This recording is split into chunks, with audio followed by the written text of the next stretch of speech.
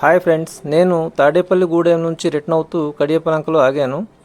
ఈ కడియపలంకలో ఎందుకు ఆగానని అనుకుంటున్నారా? కడియపలంక అనగానే మనకు ముందుగా గుర్తొచ్చేది పూలే కదండి.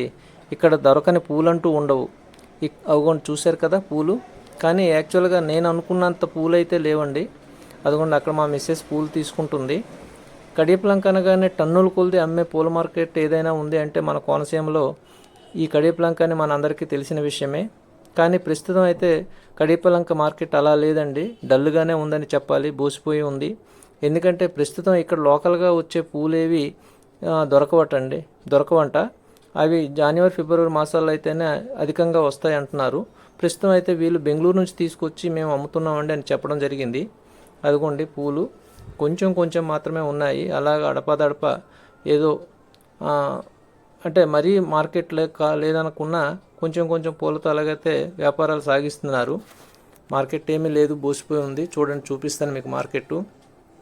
యాక్చువల్గా ఇక్కడ టన్నుల కొలది సందడిగా ఉంటుందండి కడియపలంక పూల మార్కెట్. అయితే మేము వచ్చే సమయం సాయంత్రం సమయం అవ్వడం వలన అలా ఉందో ఏమో తెలియదు, కానీ పూలు అయితే పెద్దగా లేవు. అదండి ఫ్రెండ్స్, మీకు ఈ వీడియో నచ్చిందని అనుకుంటున్నాను. నచ్చితే లైక్ చేయండి ఫ్రెండ్స్, అలాగే షేర్ చేయండి, సబ్స్క్రైబ్ చేయడం మర్చిపోకండి.